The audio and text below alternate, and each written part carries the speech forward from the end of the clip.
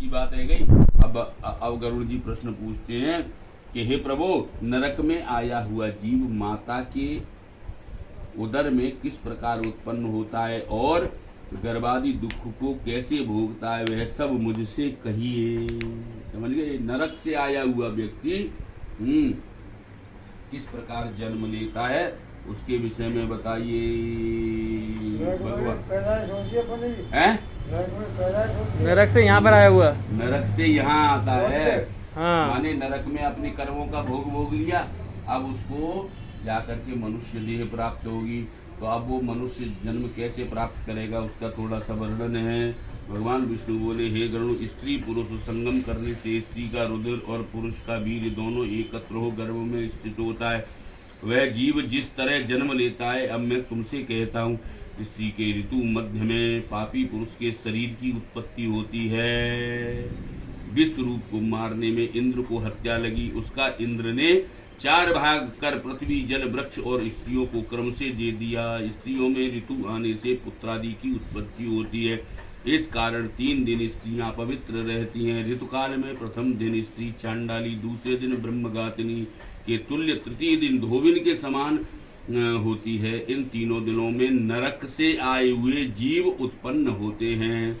ईश्वर से प्रेरित हुए कर्मों से शरीर धारणार्थ पुरुष के वीर्य बिंदु के आश्रय से स्त्री के उदर में जीव प्रवेश करता है। एक रात्रि के शुक्र शोणित योग से कलल के सदृश, 5 रात्रि से बुध सदृश और 10 दिन पर बद्री फल के समान कठोर, तदनंतर मांस पिंडाकार होता हुआ योनि के अंदर अंड के आकारवत होता है। 1 महीने में मस्तक, दूसरे महीने में भुजा आदि अंग की रचना होती है, तीसरे महीने में नख, रोम, हड्डी, चर्म, लिंग, दशुदार के छिद्र, चौथे महीने में त्वचा, मांस, रुधिर, मेद, मज्जा, अस्थि इन धातुओं की उत्पत्ति होती है।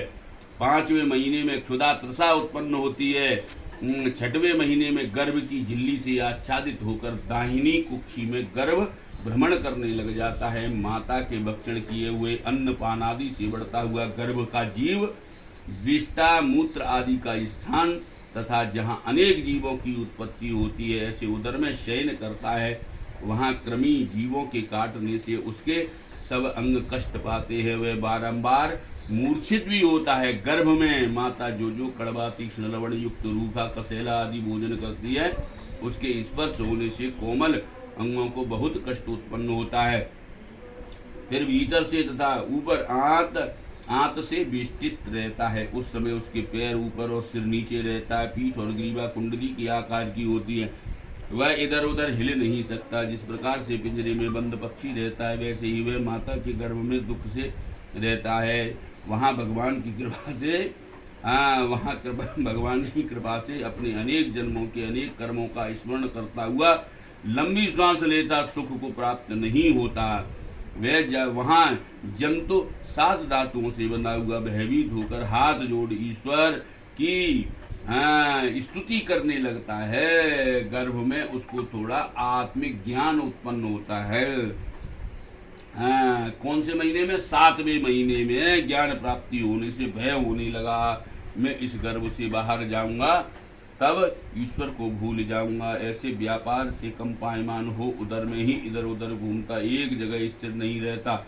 जैसे विष्ठा में पैदा हुए जीव 7वें महीने के अत्यंत दुख से वैराग्य युक्त हो जीव ईश्वर की स्तुति करता हुआ कहता है। समझ गए?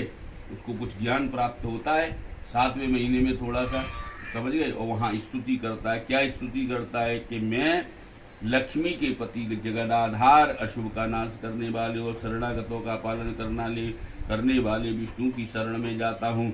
हे भगवान, तुम्हारी माया से मैं मोहित देहादि में तथा पुत्र कलात्रादि में इनका और यह मेरे ऐसा अभिमान कर जन्म मरण को प्राप्त होता हूँ। मैंने कुटुंब के लिए शुभाशुभ कर्म किए, वे लोग तो खा पी कर चले गए, मैं अकेला दुख भोग रहा हूँ। हे भगवान, इस योनि से पृथक हो तुम्हारे चरणों का स्मरण कर फिर ऐसे उपाय करूँगा जिससे मुक्ति को प्राप्त कर सकूँ। महादुख में विष्ठा तथा मूत्र के कूप में हूँ और जठराग्नि से दग्ध इस उदर से पृथक होने की इच्छा करता हूँ। ऐसे मुझको हे भगवान बाहर कब निकालोगे? ऐसी प्रार्थना करता है। दीनों पर दया करने वाले जिन ईश्वर ने मुझको यह ज्ञान दिया है, उन ईश्वर की मैं शरण में जाता हूँ, इसलिए मेरा पुनः जन्म मरण होना उचित नहीं है। पुनरपि जननम पुनरपि मरणम पुनरपि जननी जठरे शयनम। समझे? मैं चाहता हूँ कि बारंबार का आना जाना खत्म होना चाहिए। हे भगवान, मैं इस गर्भ में अलग होने की इच्छा नहीं करता, क्योंकि बाहर जाने से पाप कर्म करने पड़ते हैं। देख रहे हो, 7वें महीने में उसको इतना ग्राम है, इतना ज्ञान हो जाता है कि वो जानता है, समझ गए, स्तुति कर रहा है, जानता है कि अगर फिर निकला ना बाहर तो फिर मैं क्या करूँगा, पाप कर्म करने पड़ते हैं, जिससे नरकादि प्राप्त होती है। इस कार्य इस बड़े दुख से व्याप्त हूँ, फिर भी दुख रहित तो आपके चरण का आश्रय लेकर मैं संसार से अपना उद्धार करूँगा, ऐसा मैं सोचता हूँ, ऐसा सोचता है। भगवान कहते हैं, हे गरुण, इस प्रकार की बुद्धि वाले एवं स्तुति करते हुए 10 मास के ऋषि कल्प उस जीव को प्रसूति वायु प्रसव के लिए तुरंत नीचे की ओर ढकेलता है। इस प्रकार प्रसूति मार्ग से होता हुआ प्रसूति वायु के वेग से सहसा नीचे गिराया गया वह जीव अत्यंत कठिनाई से बाहर निकलता है। उस समय वह श्वास भी नहीं ले पाता और उसकी स्मृति भी नष्ट हो जाती है। गर्भ से अलग विष्ठा मूत्र में स्थित जीव विष्ठा के कीड़े की तरह चेष्टा करता है। ज्ञान रहित हो जाने के कारण जन्म के समय वह रोता है। उसको सब संसार स्थित प्राणी कहते बालक उत्पन्न हुआ है। जिस प्रकार बुद्धि गर्भ में, रोगादि में, शमशान में, पुराण आदि सुनने में रहती है, वैसी बुद्धि सदा रहे तब बंधन से कौन नहीं छूट सकता है। जिस समय यह जीव कर्म भोग के अनंतर गर्भ से बाहर होता है, उस समय विष्णु की माया से वह मोहित हो जाता है। जैसे ही बाहर होता है तो क्या देखता है, देवी ऐसा गुणमयी मम माया दुरत्यया। त्रिगुणात्मक भगवान की माया उसको आवृत कर लेती है, घेर लेती है। 8 और 9 महीने के 9 महीने होता बच्चा। हाँ, तो कह तो रहे 9वें 10वें महीने में तो वो प्रसूति वायु के वेग से उसका जन्म हो जाता है। 7वें महीने में तो वो स्तुति करता है गर्भ के अंदर। 8वें महीने 8वां 9वां ऐसे ही चला जाता है। ऐसा बताते हैं 7 महीने का बच्चा जिंदा रहता है, 8 महीने का बच्चा मृत्यु हो जाती है। हाँ, कह तो रहे वो 7वें महीने में तो उसे ज्ञान प्राप्त होता है, सोच विचार की प्रवृत्ति उसके अंदर गर्भ में होती है, ऐसी चिंतन मंथन करता रहता है। फिर 8वें 9वें महीने में 8वें महीने में फिर लौट के वो अचेतावस्था की तरफ चला जाता है। हाँ, माया से मोहित तथा विवश हो वह कुछ भी नहीं बोल पाता और बाल्यावस्था के दुख भी पराधीन होकर के भोगता है। लड़के की इच्छा को न जानते हुए माता पिता बालक की सेवा करते हैं।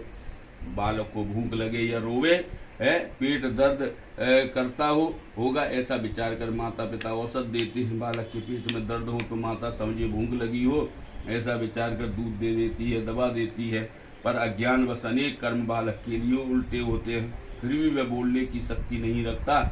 माता जिसमें खटमल आदि अनेक जीव है, ऐसी खटिया पर बालक को सुला देती है, जिससे बालक दुख पाता है, परंतु उठने में समर्थ नहीं है और अपने अंगों को खुजला भी नहीं सकता। डंस, मच्छर, खटमल इत्यादि सब उस बालक के कोमल शरीर को काटते हैं, जिससे बालक ज्ञान रहित होकर रोता हुआ अनेक दुख भोगता है।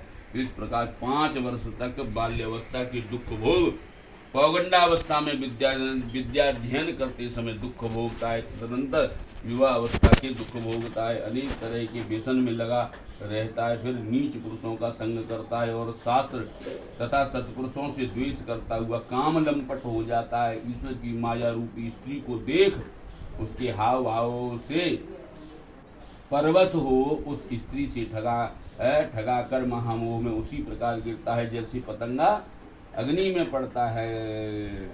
मृग, हस्ती, पतंग, भ्रमर और मीन।